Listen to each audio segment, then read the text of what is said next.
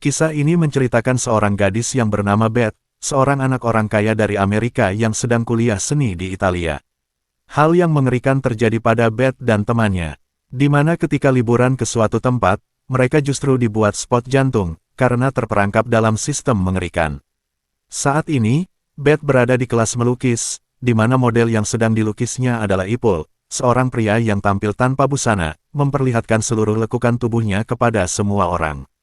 Setelah selesai mengikuti kelas melukis, Beth, bersama sahabatnya Whitney, berencana untuk pergi berlibur ke kota Praha yang tidak terlalu jauh dari tempat mereka tinggal.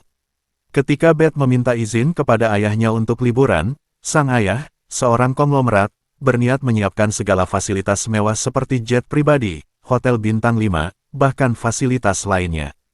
Namun Beth yang sejak awal tidak ingin terlalu menonjol, menolak tawaran tersebut dan memilih untuk berlibur dengan gaya sederhana, bahkan tanpa ragu ia menggunakan kereta api kelas ekonomi. Beth, Whitney, dan seorang teman mereka yang masih polos bernama Lorna, akhirnya berangkat menuju Praha. Untuk menjaga privasi, mereka memesan satu ruangan untuk bertiga di kereta. Karena bosan dengan perjalanan yang jauh, Beth dan Whitney memutuskan untuk mencari minuman, meninggalkan Lorna yang lebih suka sendirian sambil mendengarkan musik dari iPod kesayangannya.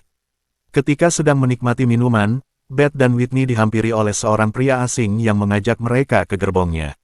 Beth sempat menolak, namun karena Whitney setuju, akhirnya Beth ikut juga. Setibanya di gerbong pria tersebut, Beth dan Whitney mendapati beberapa teman pria itu bersikap tidak sopan, bahkan menjurus ke hal-hal yang tidak pantas. Merasa risih, Beth dan Whitney segera meninggalkan gerbong tersebut. Saat kembali ke gerbong mereka, Beth dan Whitney menemukan Lorna dalam keadaan panik. Lorna panik karena baru saja iPod miliknya dirampas oleh seseorang. Whitney kemudian keluar untuk melaporkan pada security. Di kejauhan ia melihat pria yang mengganggu mereka tadi. Para pria tersebut benar-benar sedang mencari lokasi mereka. Whitney segera kembali ke dalam gerbong dan mengunci pintu rapat-rapat. Tak lama kemudian, muncul Alexi, yang berhasil menemukan kembali iPod Lorna, katanya mendapatinya dari seorang pria. Dari sini memang sudah terkesan janggal, padahal mereka belum beritahu Alexi perihal iPod milik Lorna hilang. Mereka berempat pun akhirnya membuka obrolan di tengah perjalanan. Alexi mengatakan bahwa ia akan pergi ke Slovakia. Ia mengajak Beth dan temannya ikut bersama. Alexi menjanjikan liburan yang lebih keren dan menyenangkan di Slovakia. Akhirnya, mereka memutuskan untuk mengikuti Alexi ke Slovakia dan membatalkan rencana liburan ke Praha. Mereka akhirnya tiba di sebuah hotel. Setelah Beth dan kawan-kawan check-in dan menyerahkan paspor mereka, tak sengaja Lorna melihat selebaran perihal pentas seni lokal yang diadakan di dekat hotel. Whitney pun tertarik dan mengajak Beth untuk ikut, dengan harapan menemukan pria idamannya di sana. Resepsionis tersebut pun menjelaskan bahwa acara tersebut sifatnya musiman, dan sayang jika dilewatkan. Terlihat resepsionis membawa pergi data-data tadi, ia mulai menunjukkan perilaku aneh, di mana pergi ke ruangan lain dengan sumringah seakan mendapatkan jackpot. Di ruangan tersebut, dilakukan pemindaian paspor milik Beth dan teman-temannya, di mana data tersebut ternyata dikirimkan kepada para klien organisasi rahasia. Dari sini bisa disimpulkan bahwa sejak awal, hotel ini memang bekerja sama dengan sebuah organisasi, di mana hotel ini bertujuan menampung dan menyiapkan calon korban. Para korban ini nantinya akan diculik satu persatu setelah terjual kepada klien yang berminat. Melalui lelang rahasia, di mana para korban dilelang kepada para pembeli, yang diikuti oleh para orang kaya dari seluruh dunia. Orang-orang ini berani membayar lebih untuk sesuatu yang ilegal. Lorna akhirnya terjual kepada seorang wanita kaya yang memiliki kegemaran mandi darah, sementara Beth dan Whitney terjual kepada seorang pengusaha saham bernama Todd. Todd, yang sangat senang karena berhasil membeli mereka berdua, langsung menghubungi kawannya, sebut saja Ucup. Meski Ucup tidak terlalu kaya dan sudah memiliki istri serta 2 anak kecil di Slovakia, dia setuju untuk ikut. Todd dan Ucup terbang dengan jet pribadi dan disambut oleh orang dari organisasi rahasia. Mereka kemudian dibawa ke hotel mewah khusus untuk anggota organisasi tersebut. Ucup, yang belum pernah terlibat dalam hal seperti ini sebelumnya, terlihat gugup dan ragu-ragu. Namun, karena tidak ingin mengecewakan Todd, dia berpura-pura kelelahan. Todd, yang juga baru pertama kali ikut, langsung mendapatkan tato organisasi sebagai syarat keanggotaan. Ketika tiba giliran Ucup untuk ditato, dia awalnya menolak karena takut dimarahi istrinya. Namun, karena sudah terlanjur datang dan Todd juga memaksanya, Ucup pun tak punya pilihan selain melakukannya. Sementara itu, Beth dan kawan-kawan sedang berjalan-jalan di kota Slovakia. Tanpa sengaja, mereka bertemu dengan anak-anak nakal yang suka memalak turis. Ketika Lorna bermaksud memberikan permen kepada mereka, salah satu bocah malah meludahinya dan kemudian lari begitu saja. Singkat cerita, malam itu Beth dan kawan-kawan menghadiri sebuah festival tahunan yang rutin diadakan di kota ini. Mereka terlihat bersenang-senang, menikmati suasana dan keramahan orang-orang lokal. Lorna, salah satu dari mereka, didekati oleh seorang pria tinggi besar yang menawarinya untuk berdansa, bahkan mengajaknya naik perahu untuk menikmati keindahan malam di kota tersebut.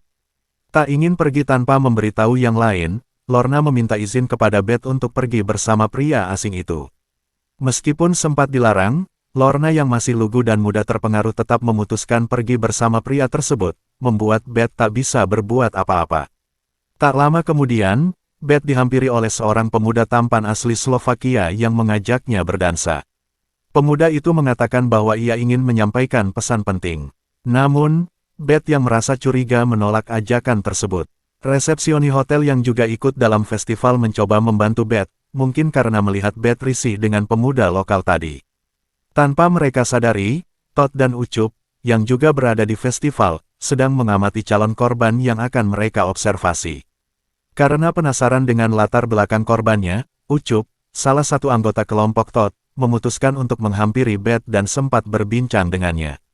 Sementara itu, Lorna yang sedang naik perahu bersama pria asing dibawa ke tempat sepi yang jauh dari keramaian. Saat mereka sampai di daratan, pria tersebut meminta Lorna untuk menutup matanya, dan tiba-tiba sesuatu terjadi. Lorna berhasil diculik oleh organisasi yang misterius tersebut. Di sisi lain, Beth harus menjadi satu-satunya orang yang paling waspada di antara mereka bertiga. Ketika melihat temannya mabuk bersama seorang pria yang baru dikenal, Beth yang khawatir segera bertindak dan mendampingi temannya. Sesampainya di depan kamar hotel, Beth yang tidak ingin temannya dimanfaatkan, mengusir pria itu. Pada saat yang sama, Beth melihat dua pria mencurigakan yang sedang membereskan barang-barang di salah satu kamar tamu. Tepat pada saat yang bersamaan, Lorna terlihat berada di sebuah tempat menyeramkan, tergantung terbalik. Seorang wanita yang telah membelinya muncul di sana, di mana untuk menikmati produk yang telah ia bayar dengan harga mahal. Seperti yang sudah saya jelaskan sebelumnya, wanita kaya ini memiliki hobi aneh, yaitu mandi dengan darah. Dengan pedang tajam dari penjagal, wanita kaya tersebut langsung menghujamkan pedangnya. Keesokan paginya, Todd dan Ucup terlihat sedang jogging bersama, mempersiapkan diri untuk menyambut malam yang sangat penting. Ucup akhirnya mengungkapkan keraguannya untuk ikut serta, sehingga terjadi sedikit perdebatan. Todd kemudian membahas cerita lama mengenai hutang-hutang Ucup yang ternyata telah dilunasi oleh Todd. Akibatnya, Ucup yang merasa berhutang budi lagi-lagi tak berdaya dan harus menuruti ajakan sahabatnya. Sementara itu, Beth dan teman-temannya sedang mandi di pemandian umum air panas. Namun, Beth yang masih kepikiran dengan keadaan Lorna, tampak tidak terlalu bersemangat menikmati liburan ini. Bahkan ketika Alexi mendekatinya, Beth memilih untuk memejamkan mata, menunggu Whitney yang sedang bersama pacar barunya. Saat Beth sadar, suasana di pemandian umum tiba-tiba sepi, tanpa ada seorang pun yang terlihat. Beth kemudian dihadapkan oleh beberapa orang dari organisasi yang berniat menangkapnya. Di jalan raya, Beth sempat bertemu dengan seorang pengendara mobil yang ternyata adalah pemuda yang sempat mengajaknya dansa di festival. Wajah pemuda tersebut terlihat babak belur setelah dihajar oleh orang-orang. Terkesan ia terburu-buru sedang dalam perjalanan ke tempat lain setelah diusir dari kota tersebut. Ketika Beth lari ke dalam hutan, ia terjatuh setelah terkena perangkap tali yang dipasang oleh anak-anak nakal. Pada akhirnya mereka pun mendapati Beth, lalu mulai memukulnya dengan kayu. Seorang pria muncul, yang ternyata adalah bos atau pemilik organisasi. Dia berhasil mengusir anak-anak tersebut dan menyelamatkan Beth, lalu membawanya pulang ke rumahnya. Disinilah Beth berada sekarang, di rumah sang ketua organisasi paling biadab di dunia. Alexi, yang sebenarnya hanyalah seorang karyawan biasa, mengaku sebagai anak bos. Tugasnya adalah mencari dan menandai calon korban yang layak untuk dilelang kepada klien. Setelah Beth diganti pakaiannya dan wajahnya didandani, Alexi menyuruhnya beristirahat sembari menunggu pihak kepolisian datang untuk menyelidiki kasus hilangnya Lorna dan Whitney. Tak lama setelah Alexi keluar kamar, Beth yang gelisah mencoba mengintip keluar jendela. Dia melihat beberapa orang yang sebelumnya sempat mengejarnya masuk ke dalam rumah. Panik, Beth bersembunyi di dalam lemari, tanpa menyadari bahwa lemari tersebut adalah pintu masuk menuju ruangan khusus. Di mana ruangan itu digunakan untuk menyimpan kepala-kepala korban yang dianggap paling spesial dan paling sulit ditangani. Setelah Beth tertangkap oleh para penjaga, kita melihat Whitney sedang disekap bersama beberapa turis lainnya. Satu persatu dari mereka dibawa ke hadapan seorang penata rias yang bertugas mendandani calon korban agar terlihat menarik di depan klien. Whitney memanfaatkan kesempatan itu untuk menggigit hidung si penata rias dan mencoba mencari jalan keluar. Pada akhirnya, Beth dan Whitney lelah dan menyerah. Mereka pun akan segera dilempar kepada pemenang lelang. Organisasi segera menghubungi Todd dan Ucup untuk datang ke markas. Ucup masih ragu-ragu, tetapi Todd mencoba meyakinkannya dengan menjelaskan bahwa setiap orang butuh self-reward, atau menghadiahi diri sendiri, dan salah satu caranya adalah dengan melakukan sesuatu yang belum pernah mereka lakukan sebelumnya. Sebelum tiba di tempat observasi korban, Todd dan Ucup dibawa menuju ruang persiapan, yang di mana tempat tersebut dipenuhi berbagai benda tajam untuk digunakan sebagai alat penyiksaan. Ucup tampak masih ragu, tetapi demi kesetiakawanan, ia akhirnya memutuskan untuk melakukannya. Sesampainya di lantai dasar, Todd dan Ucup bersiap di kamar yang berbeda. Todd memilih Whitney sebagai korbannya. Dari awal, Todd terlihat paling bersemangat dan tidak sabar menunggu momen ini, sehingga tak mengherankan jika ia terlihat sangat gembira melihat wajah Whitney yang ketakutan. Namun, tiba-tiba mesin gergajinya mati karena kabelnya terlepas dari colokan, menyebabkan rambut Whitney tersangkut dan kulitnya terkelupas. Pada saat itu, sifat asli Todd terungkap, ia sebenarnya adalah pria bermental lemah yang takut melihat darah, meski sebelumnya berpura-pura bersikap brutal agar dianggap kuat oleh orang lain. Tanpa menyelesaikan apa yang telah ia mulai, Todd yang sudah kehilangan mood memilih meninggalkan Whitney begitu saja, lupa bahwa dalam kontraknya dengan organisasi ini ada aturan penting yang mengharuskan setiap klien menyelesaikan tugas mereka. Karena keras kepala dan tetap ingin pergi, para penjaga pun melepaskan beberapa anjing galak yang dengan cepat menghabisi Todd di dalam lift. Sementara itu, Ucup baru saja memasuki kamarnya. Meskipun ia sudah tahu bahwa korbannya adalah Beth, ia tetap terkejut melihat sosok wanita yang pernah ia ajak ngobrol saat festival. Merasa kasihan, Ucup langsung membuka ikatan mulut dan tangan Beth, serta memintanya untuk tetap tenang, agar para penjaga tidak mendengar suara mereka. Ucup harus membuat pilihan sulit. Dengan fakta bahwa dia telah terikat kontrak dengan organisasi, Ucup harus memilih antara menghabisi Beth atau mengorbankan dirinya sendiri dengan menyerahkan nyawanya kepada para penjaga, seperti yang dialami Todd. Melihat kebingungan Ucup, Beth buru-buru mencoba meyakinkannya untuk tidak melanjutkan rencana itu. Beth mengatakan bahwa Ucup adalah pria baik yang tidak akan tega atau sanggup mengambil nyawa seseorang. Namun, disitulah kesalahan Beth.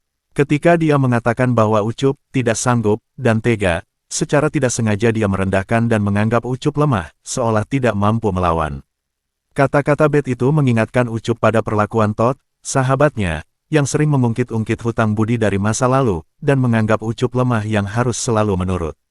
Akibatnya, Ucup yang tadinya ragu-ragu untuk melanjutkan rencana itu kini berubah pikiran. Dengan emosi yang memuncak, Ucup langsung memukul kepala Beth dari belakang. Ucup, yang sebelumnya tampak sebagai pria baik, berubah menjadi sosok seperti psikopat. Ia kembali mengikat Beth di kursinya. Tak lama setelah itu, Ucup diberitahu oleh para penjaga bahwa Todd, sahabatnya, telah meregang nyawa akibat melanggar kontrak yang telah disepakati. Sementara itu, cerita beralih ke Whitney, yang sedang diobati agar bisa dijual kembali. Asisten bos mencoba menawarkannya kepada seorang pelanggan, namun pelanggan tersebut sibuk bermain dengan seorang pemuda yang tampaknya adalah pacar barunya, Whitney. Setelah ditolak, asisten bos menemui klien lain, yaitu Ucup. Tanpa berpikir panjang, Ucup langsung setuju untuk membeli Whitney, sahabat Beth. Dalam waktu kurang dari 1 menit, Ucup menghabisi Whitney. Menyadari dirinya tidak akan bisa lolos, Beth mencoba alternatif lain. Dia memanfaatkan mulutnya untuk menggoda Ucup, memujinya sebagai pria jantan dan kuat yang bisa memuaskan setiap wanita. Merasa tertantang, Ucup kembali melepaskan ikatan Beth dengan niat untuk menggagahinya. Namun, tanpa sadar, Beth memanfaatkan momen itu untuk membalikkan keadaan. Saat bos dan para penjaga tiba di sana, Beth sudah bersiap-siap untuk memotong Johnny-nya Ucup. Ketika bos memerintahkan para penjaga untuk menembak mereka berdua, Beth dengan cepat menawarkan sejumlah uang besar untuk membeli Ucup, sekaligus menyatakan niatnya untuk bergabung dengan organisasi sebagai anggota baru. Seperti yang sudah dijelaskan sebelumnya, Beth adalah anak dari orang yang sangat kaya di Amerika Serikat. Bahkan, jika dia mau, tempat ini bisa Beth beli hanya dengan uang tabungannya yang disimpan di Bank Swiss Roma, dan negara-negara lain. Melihat keuntungan besar yang ditawarkan, bos pun tertarik dan langsung menerima tawaran tersebut, bahkan sempat menggandakan bayarannya. Ucup tak bisa berbuat apa-apa setelah bos mengetahui bahwa dia hanyalah seorang karyawan kantor biasa. Di mana keberadaannya di sana karena diajak dan ditraktir oleh Todd, sahabatnya. Karena syarat untuk bergabung dengan organisasi tersebut adalah harus melenyapkan seseorang, Beth dengan senang hati memotong Johnny-nya Ucup, membiarkannya kehabisan darah sampai titik akhir. Mereka pun pergi ke tempat lain untuk membuat kesepakatan baru. Setelah itu, Beth kembali menawarkan uang untuk melenyapkan satu orang lagi, yaitu Alexi. Karena bos hanya peduli pada uang dan tidak pernah memedulikan karyawannya, dia pun menerima tawaran tersebut. Beth kemudian menyuruh anak-anak mencuri tas Alexi untuk memancingnya ke tempat sepi, di mana Beth yang sudah siap dengan kapak besar dan langsung menyambutnya dengan penuh dendam. Cerita pun berakhir. Pesan yang bisa kita ambil dari film ini adalah, uang bisa merubah segalanya, tapi segalanya tidak bisa dibeli dengan uang, dan hargailah sebuah kebersamaan, sebelum kebersamaan itu hanya tinggal kenangan.